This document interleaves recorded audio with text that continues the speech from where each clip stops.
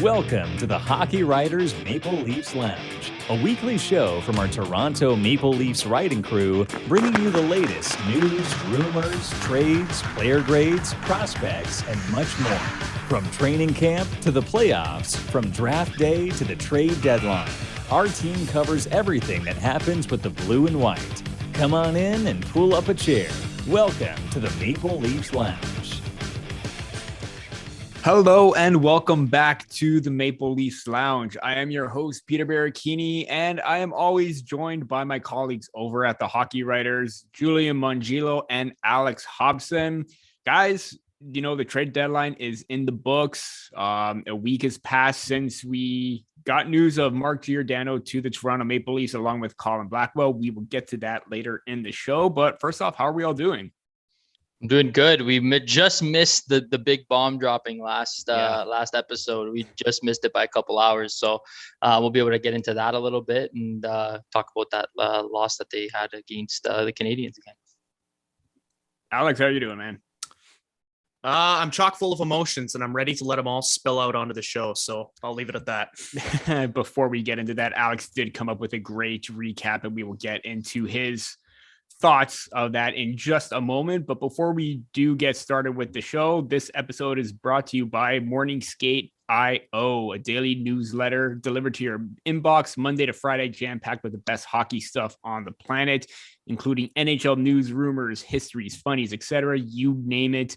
If you want that daily dose of your hockey fix, go to morningskate.io and plug in your email and it will be sent to your inbox right away. As we mentioned, you know, the Toronto Maple Leafs did have an eventful week. They did play the Montreal Canadiens recently. And obviously, you would think that after the game against the New Jersey Devils, coming back and having, you know, a solid first period, not so great of a second, and then bounce back third, you would think that maybe things would line up. Unfortunately, it didn't. Although the Maple Leafs did dominate most of the game, the outcome is still the same. You know, it's still the same things coming back to haunt them. Alex, again, as we mentioned, you did your recap recently. What were your initial takeaways of that game? Because I'm pretty sure we all know that we're probably going to be on the same page in regards to what we witnessed. Yeah, I had a couple of people call me out for this and disagree, and that's totally fine. But I want to go back to the point about how you said, well, not go back, I guess. I want to go to the point about how the Maple Leafs dominated. My biggest takeaway from the game is that I don't think the shot clock really told the full story of the game. I don't think the Leafs really dominated that much at all. Obviously, when you look at the shot clock, the Leafs peppered Jake Allen with 51 shots and Erik Källgren only had to face 20. So on paper, it looks like the Leafs walked all over the Habs all game and got goalied per se. But in my opinion, a lot of the shots the Leafs were taking on Jake Allen did not seem overly high danger. And what I will say to preface that is I'm not taking anything away from Jake Allen because he played a great game. He made some huge stops when the Habs needed him to, and ultimately he got the win. So he's the one laughing in the end. But I also found that along with the Leafs taking all those shots, they were also super sloppy with their passing. And they just made a couple of crucial mistakes in the game that led to Montreal's goals. So one of my main points in the recap article was that, you know, the shot clock doesn't tell the full story, like I've been saying this whole time. And that doesn't just go for Jake Allen and the Leafs peppering all those shots. I also think Erik Källgren had a solid game, even though his save percentage was something like .824 and he let in 3 goals on 20 shots. I think that there's an argument to be made for all 3 of those goals that it was the result of somebody else's failure. William Nylander, obviously, horrible back check on the first goal. Second goal, Justin Hall gives the puck away, then takes a stupid penalty in front of the net. Cole Caulfield ends up scoring on the power play.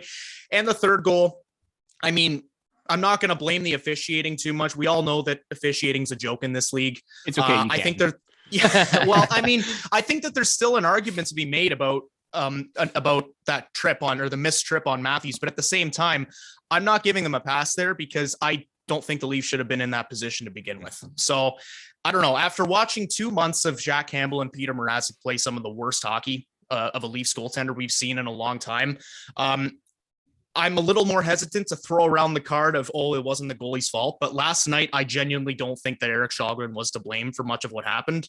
I think the Leafs were a little sloppy and, you know, they did pepper shots, but at the same time, I don't think that they played well enough to get the win. Yeah, So- and it's worth noting that the high danger shots were 19-5, but then again, how many of them were still just outside that home run plate or just on the verge of the home plate area? Because it seemed like they were still getting their chances from within the hash marks, but down low in front, it didn't quite work out until that power play goal that William Nylander scored. Julian, I'm going to go over to you, and according to Luke Fox, William Nylander post game said the turning point of the game was his not back checking on the Savard goal. Do you agree with that? Was that the big tipping point for the Maple Leafs at that point? I mean, it was definitely one of the bigger ones. I think you can kind of chalk that up to, they come out pretty strong. They get off to a good start, which usually against the Habs, they fall behind early, right? Like it's, for some reason, they can't figure out a way to beat them. And I think it was good that they had that start with them, and then that kind of deflated them partway through that game. So I think it had a point to play, but I think they bounced back well. Like Alex said, I'd like to play Shalgren. I don't think anything was really his fault. The chances, it's hard when you're a goaltender and seeing a sporadic amount of shots where you're not facing them constantly. And I think he had there was less than 3 shots on goal in the first period. He had nothing really to do. So it's tough to get into a groove that way. But I think for overall, he played a solid game for them. And it just comes down to, making mistakes that are going to cost you, right? Like these are mistakes in the playoffs that are going to cost you a series, and against bad teams, you can't go into the game, especially now where teams are already separated themselves as out of the contention for a playoff spot. You have to take everybody for face value, and everybody's has something to prove. And there's no easy games right now in the league anywhere. And it doesn't matter where the people are in the standings. So they can't take anything for granted. And I think this is a good opportunity tonight when we're recording this. They'll play Florida Panthers. So big game, good opponent, both coming off back-to-back. So there's not really any room for excuses. And, Florida had to battle in their game too against the Senators. So you'll get Mrazek versus Spencer Knight, I assume, because Bobrovsky started that last night. And I think that's going to be, telling. And I think they're going to have a good chance to bounce back here. And if they can get the win, then you can almost flush that Montreal game. I'd like to make one clarification real quick. Sorry, Peter, before we go back to you. I said that I didn't think the Leafs played well enough to win last night. That was a little bit inaccurate. I think that obviously, they put 51 shots on net, and that's good enough to win. So I just want to get that out of the way. Yeah. What I was trying to say is the chances they had were more perimeter chances. Yeah. Nothing that was like too much for Allen to handle. Not in front of the net, no screens, nothing like that. So that was kind of what they were lacking, I guess you could say, in more of a perimeter chances. And they're having to rely on their power play to get goals against teams, which is not a recipe for success really all the time. Exactly. And just to allude to that further, I think what I was really trying to get across is that, where the Leafs are in the standings right now, and you look at a day like yesterday where the Lightning win, the Bruins win, the Panthers ended up winning. Yeah. How many times this season have we seen the Leafs just give up 2 points to teams that are chasing Shane Wright?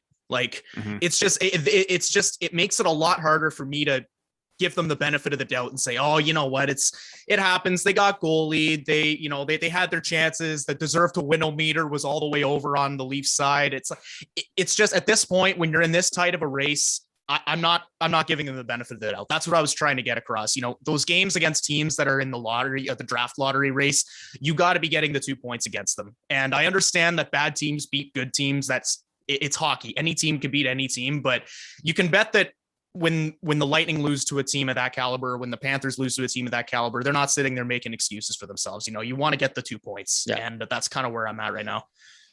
I would say that the big tipping point was that disallowed offside goal, where it was called back. I was about to say Florida. Montreal was pressing quite a bit. And then after that, the pressure kept mounting and mounting and mounting. And yeah, the Maple Leafs dominated the first. They looked great in the third, but that second period was their downfall, leading to the David Savard goal, leading to the Cole Coffey goal, leaving him wide open. That's a big issue. And the fact that they still play down to their opponent is a major recipe for disaster, especially during this time. Recently, there were 2 losses to the Vancouver Canucks. Sorry, Matt. There were the 2 losses to the Arizona Coyotes. Granted, you got 1 point out of one of them, but still, you should have got, 2 points. You had 2 bad losses to the Buffalo Sabres. There's another 4 points right there.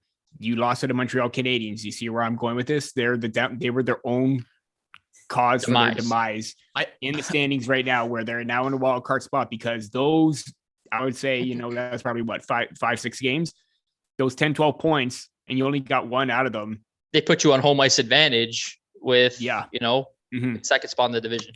It's a really big issue for them right now. And this is their main downfall. And the fact that, Sheldon Keefe said they have to control their own destiny right now with the remaining games, off to a bad start, but let's hope that they can bounce back. I think the general consensus here is we should be thanking our lucky stars. The Leafs don't have to play any lottery teams in the playoffs, because I think they'd be out in 4 games at this point. At this rate, people always laugh at me when I say I trust the Leafs to beat the Lightning or the Panthers more in a 7-game series than I do the Sabres or the Habs. But that's just how it is. Yeah. And one other thing I saw in the game that I liked was the reverting back to 2 defensemen on power play 2. I think that I personally like the getting those shots on net. To me is more important than you want to have one power play. It gives it a different look, right? You stack the first power play. You're not as deep offensively if you stack that first one. So adding that 2-point shots and guys who are going to get to the net, create some havoc in front while you're funneling pucks to the net. I think that's a great kind of change of pace and secondary type of option where you're giving the opponent a different look, where they're not going to know how to defend it that way, because they were looking at tape to defend the first unit. So I like the Giordano, and it would probably be maybe Sandin on the other side if he's healthy, but I kind of like that kind of perspective that they kind of threw out. And I think that that's something they should keep going with moving forward. Yeah. As we mentioned before, the standings are very, very close right now, given, how Tampa Bay and Boston Bruins are winning games and the Maple Leafs aren't. They're in a wild card spot right now, and they're poised to face the Carolina Hurricanes. And they're 2-1 against them this year, including a really strong defensive all-around effort. I think probably one of their best 60-minute games they played this season. I know it's hard to try and guess who's the better matchup at this point, because let's face it, the Toronto Maple Leafs are probably, it's going around that they're their own worst enemy at this point. But Julian, who would you rather face or have as an ideal opponent for the playoffs? Do they go that tough Atlantic route, or do they maybe try and go an easier path that is the Metro? But then again, it's still really tough. Yeah. So I guess if they end up in the wildcard spot and they end up in the Metro side, they'll play all Metro teams until the Eastern final, right? Mm-hmm. Yeah. So, I mean, you dodge a couple bullets, I think, if you end up on that side. That, I think the mindset that they have going into the playoffs is just like the constant pain that they've had in that Atlantic division with the opponents they faced. I don't think any team's going to go into it and say, okay, we're aiming for this wild card spot. That's no way to kind of look at anything. And that's not the mentality they're going to go with. But if it's so ended up that they would to be on the Metro side, I don't think it would be a bad thing for them, just because, like you said, they played really well against Carolina this year. And it'd be interesting to see the Anderson versus Leafs kind of battle in itself. Could you imagine that? So no. But aside from that and all the grief that would probably cause, I just think that they play a better defensive game, and like you said, they play up to their opponents. So I'm not really concerned. I think when push comes to shove, I'm only really scared of the Bruins just because of the history. That's the only team I would avoid by all means. Whether it's home ice, not home ice, I'd rather play the Tampa Bay Lightning or the Carolina Hurricanes. I think they match up better against the Lightning in terms of a run and gun, more of a run and gun style, where you have to just try and beat Vasilevsky really, which could be tough in itself. But I think just a matchup purposes, the Lightning are a little bit more their style of game. And even Carolina, I think they just played them so well, and that Metro division is a kind of a fresh slate for them in terms of the opponents. And I think that they can handle those guys a little bit better than they would be able to in the Atlantic. Alex, do you think that this would be the year, if anything, that this is the best opportunity to try for the Maple Leafs to exercise their demons against the Boston Bruins, where they don't have Tuukka Rask? It did look like they were in, type before, but at the same time, what do you think? Do you agree that the better path would probably be Tampa Bay or Carolina, or do you think that maybe Boston could be their year? I honestly don't care what path the Leafs take to the playoffs this year. The only team I don't want the Leafs to play in the playoffs is themselves. I don't want the Leafs to play the Leafs in the first round, because that's what they've done just about every other year. That's what they've done all season this year. And at this point, the Leafs roster as it stands, I trust them at their best to beat any team in the league. The Leafs can beat the Lightning in a 7-game series if they show up every game. They can beat the Panthers in a 7-game series if they show up every game. They can beat the Bruins. They can beat the Carolina. They can beat any team if they show up and they play like we know they can at their best. Having said that, it's which team you're going to get. Happen. Exactly. And, you know, the Leafs for so long have been their own worst enemy. You know, you hear about, you heard what Paul McLean said in All or Nothing about how there's demons in their head. There's demons everywhere they look. The Leafs are their own worst enemy. And honestly, I'm just, I at this point, I'm kind of over the whole discourse of, I don't want the Leafs to play this team in the playoffs. I don't want them to play this team. I don't care who they play because I know that at their best, they're capable of beating any team in the league. It's just a matter of whether or not the Leafs are going to show up with their full roster and play a full 60 minutes every game, or if they're going to shoot themselves in the foot again. So, and they're going to have to prove it. No matter who it is, they have to get past the first round this year. This has to be the year, right? And if they don't, it's a failure. And big changes are going to be coming if that doesn't happen. So it doesn't matter who it's going to be. You have to just step up and play your best, like you said, and they have the capability to beat any team. That's for sure. I'm sure Kyle Dubas has said this already, but if I'm him, I'm telling that group that, you know, if they lose in the first round this year, then this is the last we're going to have of this group in Toronto, because, you know, regardless of, I obviously, I don't want to get into, you know, doomsday scenarios of what the Leafs will do if they lose in the first round before we're even in the playoffs. I don't want to have this conversation, but at this point, no one knows what's going to happen if the Leafs go out early again this year, except for the fact that there's going to be chaos. And I'd be using that to scare the team into playing at their best in every single game, which I'm sure Dubas has tried already. But yeah, either way, bottom line, I don't care who they play in the playoffs. I just don't want them to shoot themselves in the foot. That's all that matters. There was the hope that maybe during that stretch when Austin Matthews got suspended, there was this new mentality that maybe they were trying to play a little bit tougher, a bit more grit without him in the lineup, and that may have sparked something. It hasn't shown, it wasn't there against the Montreal Canadiens, but in the past week it was. Let's just hope that this is one aspect that can continue into the playoffs, because let's face it, the playoffs is an entirely different beast. The physicality is going to be amped up, and they better be ready and they better put their best foot forward. As we mentioned before, you know, Alex alluded to, changes would be coming if anything. Worst case scenario happened with the Maple Leafs. But, you know, as we mentioned at the top, there was a major change after we recorded last week, and maybe we should have waited another hour or two to record. But the Toronto Maple Leafs brought in Mark Giordano and Colin Blackwell from the Seattle Kraken in exchange for 2 second-round picks, one in 2022 and 23, and a third-round pick in 2024. 2 games with them in the lineup so far. We saw them against the New Jersey Devils and again with the Montreal Canadiens. Alex, what was your initial impression of Giordano on the back end? So my first impression of Giordano is how much of a stabilizing presence he is on that back end. And, you know, I think that a lot of people's primary concern, of the few concerns that there may have been about acquiring Giordano, was his age. You know, the Leafs have had bad luck in the past with bringing in veterans at the end of their career to, you know, finish their career in Toronto. And obviously last season we saw an aging player in Nick Foligno come to Toronto. He was supposed to fill out this great middle six role, and then his body essentially disintegrated before the playoffs started. So I understood that skepticism, but I think a lot of people weren't taking into account that he was playing for a horrible Seattle Kraken team. And, you know, you pull a guy out of a city that he's been playing in for his entire career, you stick him the captaincy and put him on a team that's brand new to the league. His stats weren't overly impressive, but after watching him for 2 games on the Leafs back end, I feel like he's the kind of veteran presence that those guys really need back there, especially with Jake Muzzin out right now. Like, I think Giordano can contribute in a number of ways, but more than anything, I think he just calms everybody down. I think that Timothy Liljegren has played his best hockey in the past 2 games. He played his best hockey of the season in these past 2 games. That's what I was trying to say.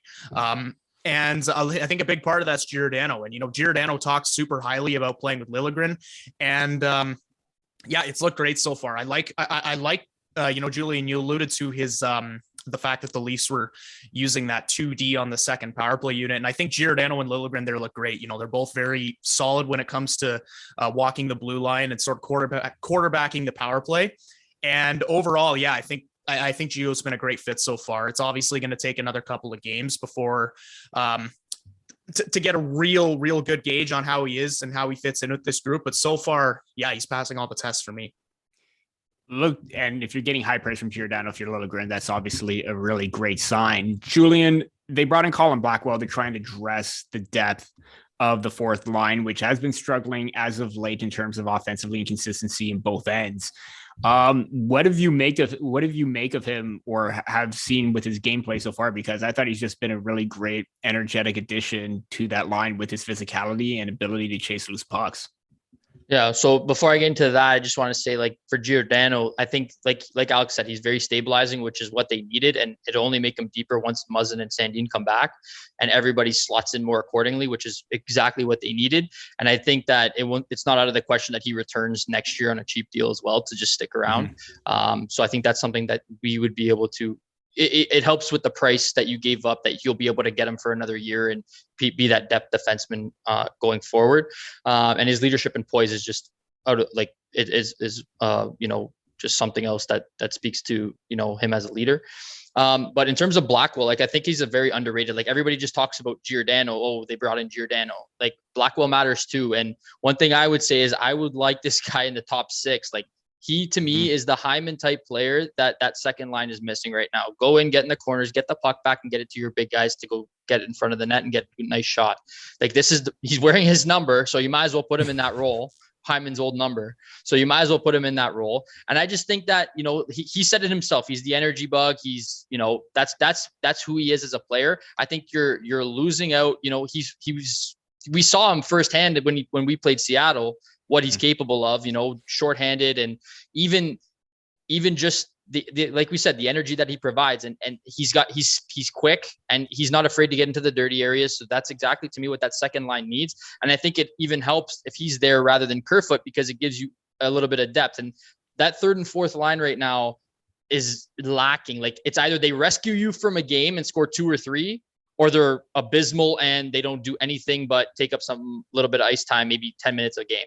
Like, it's very hit or miss. So they need that consistency. And if your third line pair is going to be the shutdown with Mikheyev, and, like, I think even Kasha out of the lineup, you draw a lot of that energy, a lot of that scoring upside. It's drawn away from it, and dropping Kerfoot at least give that effect, I think, a little bit, and at least create that depth that you don't have. And I think Blackwell, I would give him a chance for the next couple of games, or at least next couple of weeks, and see what he can do in a top 6 role, because that's the type of player that second line's missing. In that game against New Jersey, the Leafs leader in hits among their players was Blackwell with 4, and then second and third, Mark Giordano and Ilya Lyubushkin with 3. Yeah. So the 3 new guys are coming in and throwing the body. So I think on that front, at least, they're all passing the test. The hope is that the physicality can continue. And again, this is an important stretch. Set the tone early and make sure you make your presence felt. To recap the show, this week's show is once again brought to you by morningskate.io, the daily newsletter delivered to your inbox Monday to Friday from the hockey writers, jam-packed with all great hockey stuff on the planet, with the daily news of NHL news, rumors, history, funnies, quizzes, you name it. Insert your email into the description. There's going to be a link down below. Send it, put in your email and you'll get it, and you'll get a lot of great content. Going into the second half of our show, let's face it, Petr Mrazek has had a lot of struggles recently, and I don't think that anyone needed to have a better game against the New Jersey Devils. It was going to be him getting that start, and he basically answered the call. I guess with everything going on, everything was getting to him, and we've been critical of his play, how it wasn't there, but that kind of performance against the New Jersey Devils is what we need to see. Alex, do you think that this is going to help turn around Mrazek's game? It's a very hard question to answer, because there have been a couple times this year already when I've said this is, Petr Mrazek's coming off a good game, and I say, okay, maybe he can use this to build momentum, and then he comes out and he lets in 5 goals to Buffalo or Montreal. So my short answer is I don't know, because like I said, there's been a lot of inconsistency from Mrazek this year. It's no question it's been a tough year for him with ups and downs, mostly downs. But having said that, I do think that there is a slightly different feel around this Mrazek bounce back here, because you got to imagine that if he doesn't play well. If he comes out and he puts up another sub 900 save percentage, you have to imagine that this actually will be the end for him, because, you know, the Leafs have put him on waivers already. That's a culture shock for him. He's an established NHL player. He's never been put on waivers before. He bounces back and he plays a great game. And, you know, you have to imagine that he knows that Jack Campbell's on the verge of coming back. Erik Källgren's played well enough, in my opinion, better than Mrazek this year. You know, you can go off about how Källgren's only played 4 games this year, but fact of the matter is, when you compare what Mrazek's done for the Leafs in the past 2 months to what Källgren's done in his short-term tenure in Toronto, I mean, you got to go with the guy who's going to give you a better chance to win. And, you know, based on what we've seen from Mrazek, at this point, I think Källgren gives him a better chance to win than he does. But having said that, it's also hard to put a lot of stock into a guy who's only played 4 NHL games. Even when he's a backup goalie, he's your backup option. And I think the one thing we're not considering here as well is that there is a very heavy ask for Jack Campbell to come back and play at his best as well, because he was struggling before he went down with an injury. So I do think that Mrazek is capable of bouncing back, because I think he probably knows at this point that, you know, the Leafs have seen enough of Källgren that if Mrazek comes out and he doesn't do well again, then I think the Leafs will be comfortable enough rolling a tandem of Campbell and Källgren between the pipes, because, you know, say what you want about Mrazek, he's obviously a veteran. He's been in the league for a while. He's a guy who is established as a good goal. He can be a good goalie in the NHL, but this year he hasn't shown it. And, you know, if he comes back and he lets in 5 goals or something to that effect, then I don't think Dubas is going to want to put him in, or not Dubas, I guess. I don't think Keefe is going to want to start him, knowing that that's something that you're probably going to get from him. So yeah, I don't know. I think tonight's a massive opportunity for him. I think he really has to use it to bounce back, because I think he probably knows at this point, like I said, like the amount of chances he's gotten this year and the amount of opportunities he's had to take the crease and run with it, with Campbell going down with an injury, hasn't been able to yet. This just feels like the do or die moment for him. So hopefully he bounces back. It'll be interesting to see how he responds against the team that has the best offense in the league as of now. Julian, was him being placed on waivers the ultimate wake-up call for him? Obviously, it was done because of, you know, making sure the cap was working around perfectly for the trade to happen. But no matter what situation it was in, it was obviously tough news to hear. Did that serve as the ultimate, you know, call for Mrazek, saying that I do need to be better? And as Alex mentioned, he is going to get the start against the Florida Panthers. Is this going to be the ultimate test for him to see how he does against an elite level team? Well, I mean, I guess you would have to say it serves as the ultimate wake-up call. If you've never been placed there before, it's kind of like rock bottom. And the fact that you went unclaimed is even worse, with how many teams probably needed a goalie. Like Coyotes opted to take Sateri rather than Mrazek. It kind of speaks volumes, right? So I think he knew he needed to be better already. And like in that mindset, I think that was just rock bottom. Like he knew he needed to be better, but that was just the final straw, I guess you could say. I kind of found it interesting that he didn't play your quote unquote starter the first game of a back-to-back set, especially just because, you know, the team's easier. You know, he's still kind of working his way back, trying to get that confidence boost. But I guess you could argue that he wanted the better goalie against the better team. And it'll be, like you said, it'll be a test. Like this is a tough Panthers team. They can score at will. We saw them come back 3-0 yesterday against Ottawa. Mind you, they're a bad team, but to score 3 goals and come back and win 4-3 to get the win, like, you know, they have the firepower for sure. So, you know, he played pretty solid against the Devils, and I think he's worth more to you when he's playing well. So you not playing him is not going to do your organization any favors. It's not going to do Leafs any favors. No one's going to want him next offseason. If you want to try and trade him, his value is going to be virtually zero like it is this year. So he's more important to you if you can get him going and make sure he's playing well going into the playoffs, because there is no way they're going to go in with Campbell's going to be your starter in the playoffs. I don't think it's a question whether he's bad down this next stretch when he comes back or not. It's going to be Campbell's net. And we've seen what he can do. So I'm less worried about that. And I'm just more worried about what's going to happen kind of next year, because Mrazek's going to be your backup. And if he has to go into a game, he's going to have to go into a game. And that's kind of going to be the way it is. Like, you're not going to trust a 25-year-old goaltender in Källgren to go and play in a playoff series. It's just like, considering Mrazek's history in the league, it's just not fathomable to me. And you have too much riding on the line to trust a 25-year-old rather than Petr Mrazek, to me, with the amount of jobs that are probably going to be at risk if they don't get out of the first round too. So like you said, it'll be a massive test, and I think he can do it. But he's worth more to the team when he's playing well, and it's going to be the priority is to get him back to the way he was a couple of years ago. Had a 5-on-5 save percentage of .941 against the Devils. Haven't seen that quite a bit from Mrazek, but also 1.29 goals against average. And the hope is that maybe he has found his game. He is in the zone. And if he comes out swinging against the Panthers, that is going to be the biggest news and greatest news for the Maple Leafs. I think too, you don't see that, like you didn't see the team playing for him as much. Like it's a different vibe when Campbell's in the net, when Mrazek's in the net, even when Anderson was in the net last year. Like it's a different vibe. The team plays better in front of them. And it's like, they seemed last game to have trusted him more and been playing for him more, and realizing that they need to be better in front of him. And it's not all his fault, right? Like I think that has something to do with it too. And obviously Giordano addition helps. And if they can be better defensively in front of him too, and they actually have done a better job clearing bodies from in front of the net, tying up sticks. And it looks like they made a conscious effort to fix that, especially with the new addition. So I think it'll be good for him. Definitely helps make their job easier.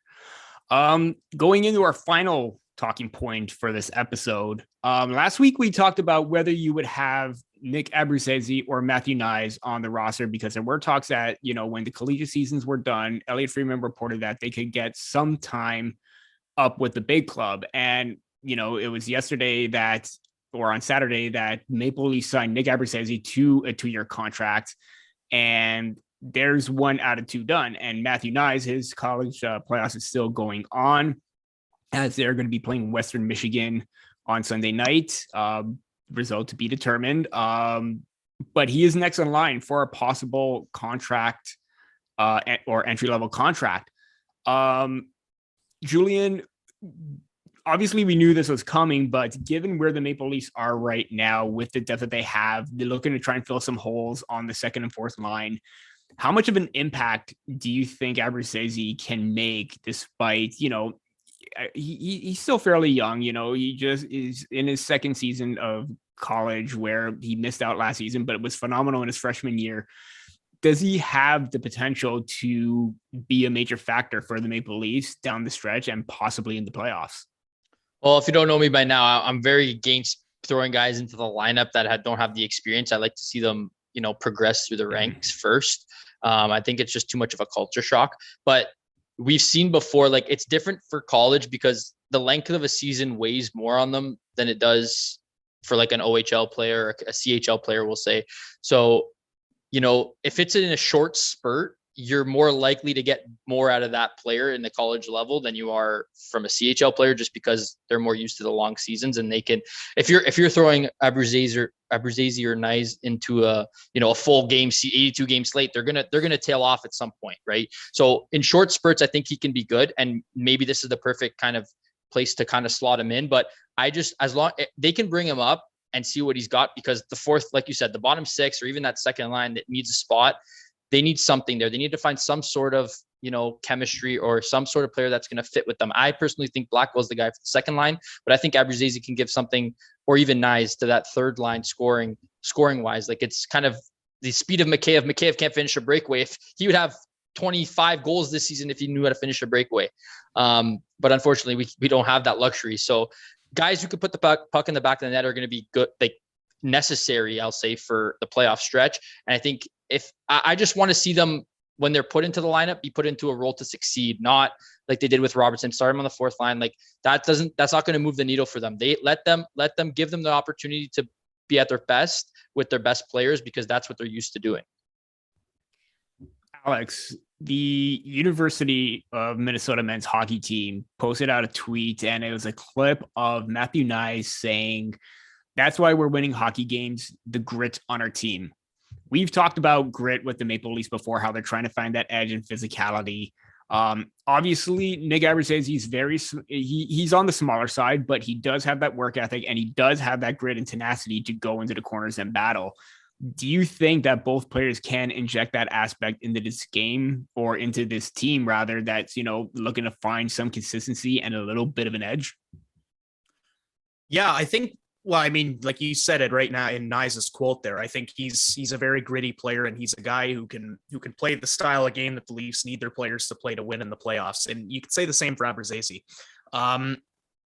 Having said that, I'm willing to see Abruzzese get a couple of looks at the NHL level for sure, because obviously they've already signed him. He's a little bit older than Knies, and in my opinion, he's a guy that you can justify throwing into an NHL role a little bit more. Knies, on the other hand, I have no doubt that he could probably make some sort of an impact if the Leafs put him into the lineup right now. Obviously, he shouldn't have slipped as far as he did in the draft last year. I think the fact Leafs are able to get him at 57th is ridiculous. So I think this conversation's a lot different if he goes 15th overall versus if he goes, 57th, right? But at the same time, this guy's only 19 years old, 20 years old, something around there. He just finished his sophomore season at school, his freshman season at school. He's a guy that I'd like to see in the lineup, but at the same time, I don't know if I'd like to sign him to that entry level contract just for the purpose of throwing him into the lineup for these 10 games. Like, he's a guy that I'd like to see maybe play out another year or two at college, get some proper development time in, and then come in and make an impact in the Leafs top 6 immediately once he's ready for it. Having said that, obviously I'm going to get excited if the Leafs sign Knies to an entry level contract, because it'll probably it'll get him into the AHL a little bit sooner. And, he'll be an option to come in and make an impact more sooner than you'd expect he would if he stayed at school. So it's a tough question to ask. I think he could make an impact as it stands right now, but whether the Leafs want to sacrifice those extra years of development is an entirely different question. So I at this point, I think what I'm going to do is just leave it to Kyle Dubas. And once he makes that decision, I'll judge it objectively. I'm not going to try and, say if it's the right or the wrong call. I will say this: even if they do sign him, there's also the possibility that both can play out the remaining of the season with the Toronto Marlies, because, hey, as much depth as I agree with you both that the development is key. You don't want to thrust a player into that position right away, but hey, if they're able to handle it and skip over the AHL, I mean, I don't see the issue in that. But then again, yeah, I would agree that AHL is probably the next step for them if they get maybe 2, 3, 4 games of a look and maybe get more minutes, and maybe they have more faith in them at this point to try and make an impact.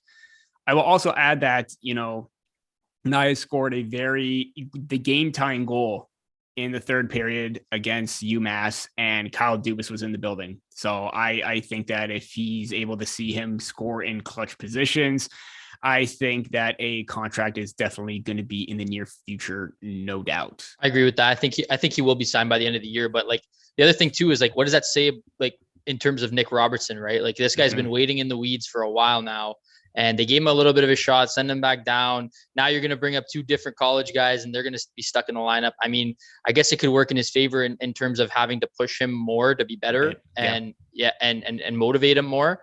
But, I think he's going to be a prominent role. And if you're not going to use him, or, you don't think that he's part of the future, then maybe you do look to trade him and try and acquire things that are going to help your team now, right? Like, the fact that they didn't trade him means that they like him and they need him or they want him.